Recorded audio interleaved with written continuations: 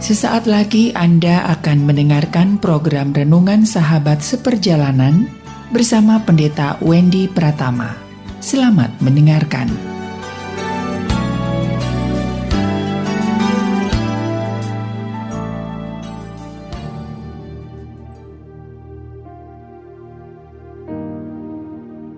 Selamat berjumpa kembali di dalam layanan audio Sahabat Seperjalanan. Hari ini adalah hari Senin 11 Juli 2022. Tema renungan saat teduh kita dengan judul Cara Mengusir Setan.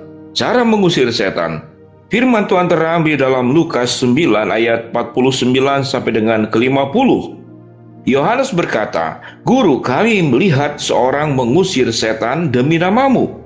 Lalu kami cegah orang itu, karena ia bukan pengikut kita."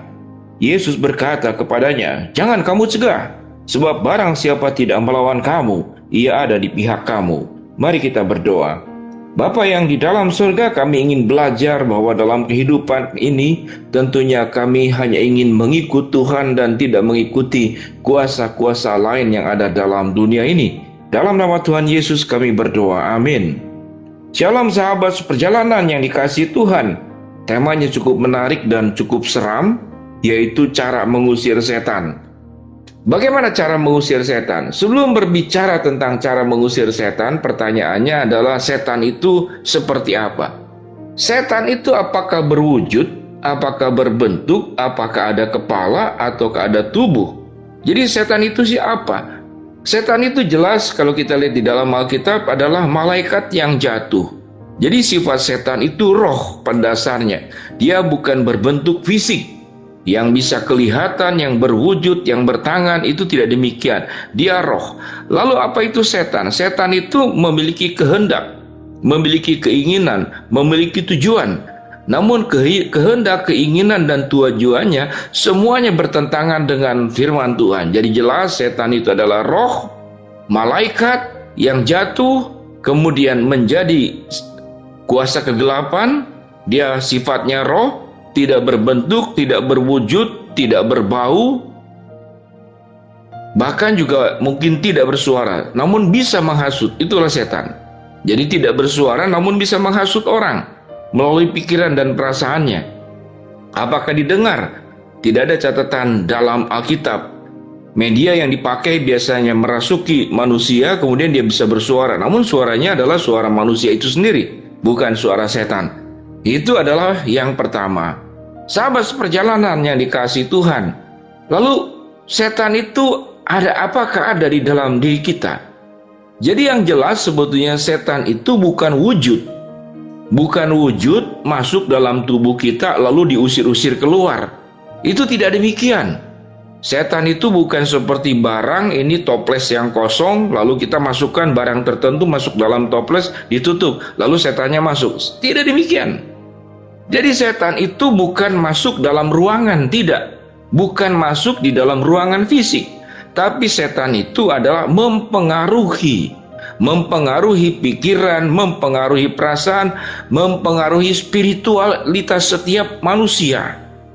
Tatkala pikiran dan perasaan dan spiritualitas dalam kehidupan manusia itu dikuasai oleh kuasa kegelapan dan setan, maka itulah yang disebut kemudian menyediakan diri bersekongkol, melakukan sebuah perjanjian untuk mengikutinya sengaja ataupun tidak sengaja. Itu adalah setan. Sahabat seperjalanan, sampai titik di sini, semoga sahabat seperjalanan bisa memahami tentang pemahaman setan.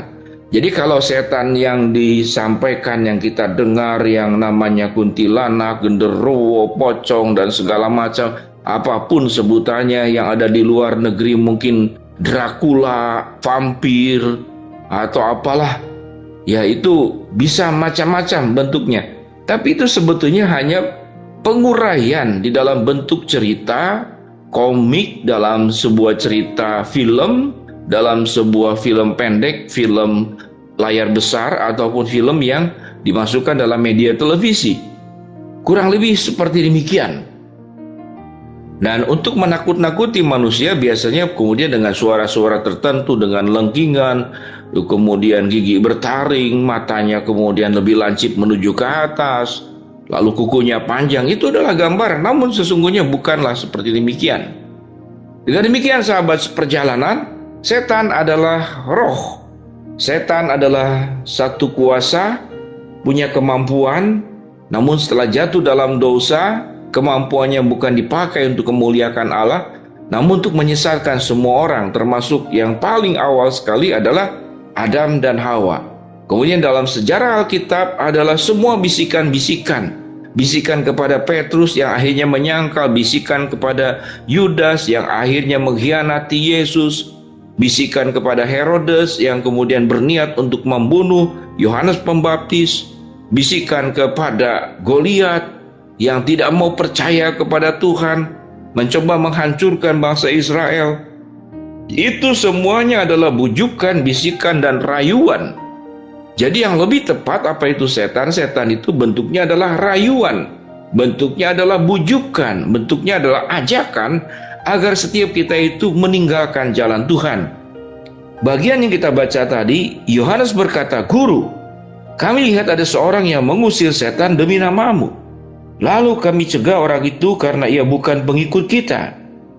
Yesus berkata kepadanya, "Jangan kamu cegah, sebab barang siapa tidak melawan kamu, ia dari pihak kamu." Orang lain yang disebut oleh Yohanes yang mengusir setan demi nama Tuhan, dia mungkin bukan pengikut Kristus, tapi meyakini bahwa di dalam nama Yesus ada kuasa yang maha dahsyat, maha besar, dan dalam keyakinannya setan itu akan bisa diusir di dalam nama Yesus. Itu dia yang tidak percaya kepada Yesus, namun dia percaya kepada kuasanya. Sedangkan Yohanes dan murid-murid lain adalah yang percaya dan memberi diri penuh. Jadi artinya satu contoh sederhana bahwa Kristus yang dipercaya oleh para rasul, para murid juga dipercaya oleh orang lain, memiliki kuasa yang tidak hanya diyakini, tapi memang sesungguhnya setan itu sudah bertekuk lutut secara sempurna di bawah kaki Yesus. "Hai maut, di manakah sengatmu? Hai maut, di manakah kuasamu?" Dalam Roma 6 ayat 23. Sengat maut Allah adalah dosa yang sudah dipatahkan oleh Kristus. Sehingga pertanyaannya, bagaimana cara mengusir setan? Cara mengusir setan adalah yang pertama, jangan membuka diri untuk bujuk rayu, ajakan, kemudian ujian yang ditawarkan oleh setan. Kita tidak membuka diri, membuka hati, membuka perasaan, membuka pikiran kepada setan. Sebab Tuhan yang bertata di dalam diri kita secara penuh, maka pikiran, perasaan, kehendak, mimpi, rencana, keputusan yang kita lakukan semuanya ada di dalam jalan Tuhan, maka kita sedang mengusir setan juga secara sempurna. Jadi setan itu bukan sesuatu yang masuk dalam tubuh kita, itu yang perlu dipahami. Jadi kalau orang berbuat dosa, berbohong, mencuri, melakukan saksi dusta, menipu, maka dia sedang masuk dalam bujuk rayu setan. Apakah dia dikuasai setan? Ya dikuasai hanya sebagian itunya saja. Namun kalau setiap orang yang sudah percaya kepada Kristus, hidupnya sudah dimiliki oleh Kristus sepenuhnya. Namun setelah dimiliki oleh Kristus sepenuhnya, maka itu harus dipelihara dengan baik, relasi itu. Dalam perjalanan kita masih punya kehendak, punya free will untuk menentukan apakah tetap mengikut Kristus atau kemudian berkaki dua, bermuka dua, berhati dua, kadang dengar Kristus, kadang taat kepada setan. Maka itu adalah pilihan. Dengan demikian, bagaimana cara mengusir setan? Yaitu adalah sepenuhnya engkau harus hidup di dalam kebenaran firman Tuhan. Jauhkan dan tutup dirimu daripada segala bujuk rayu yang disampaikan oleh setan. Mari kita berdoa. Bapa dalam surga, kami sudah membaca kebenaran firman Allah sehingga kami paham bagaimana cara mengusir setan. Hamba-Mu berdoa buat sahabat seperjalanan yang sedang sakit, Tuhan jamah sembuhkan. Sahabat seperjalanan yang sedang menghadapi masalah, Tuhan bukakan jalan. Sahabat seperjalanan yang sedang berdoa memohon sesuatu, Tuhan kabulkan dengan cara dan waktu-Mu. Dalam nama Tuhan Yesus kami berdoa. Amin.